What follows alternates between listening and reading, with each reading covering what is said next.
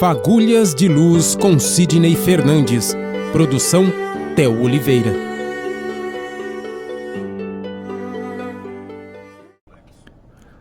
O que acontece nessa situação da criança autista é o mesmo quando você encontra uma criança nasce com uma deficiência, com um câncer, com um problema sério, com uma limitação. A gente tende a ver as coisas sob o ângulo atual. Nós tendemos a falar sobre o assunto tendo em vista o momento. Nós não cogitamos do passado. Quando vemos uma criança numa situação dessas, dói o nosso coração.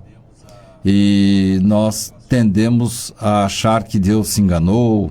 O por que será uma criança tão inocente passando por essa situação? E aí, quando você tem a oportunidade da explicação espiritual, o que nem sempre é possível, porquanto o manto do esquecimento é providencial para que tenhamos um pouco mais de liberdade, tenhamos livre-arbítrio, possamos passar por essas provações, por essas dificuldades, sem cogitar muito do passado, porque ele pode nos atrapalhar. Então, nós ficamos sempre com a ideia, assim, aparente, de que está ocorrendo uma injustiça divina. Mas a partir do momento que nós percebemos que existe alguma coisa muito séria por trás daquela deficiência, daquela situação, como diz o próprio o título do artigo, fugindo da normalidade. E quando eu falo que meu filho não é normal, não quero dizer que o autista seja anormal.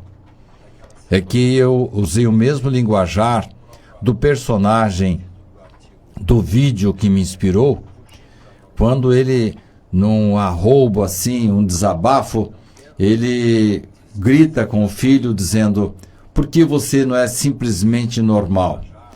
Quando ele percebe que a criança se entristece com aquilo, ele se arrepende e passa a aceitar a situação da criança com normalidade.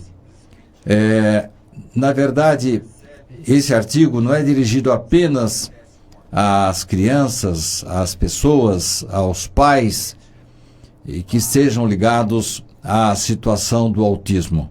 Qualquer situação que diferencie uma da outra.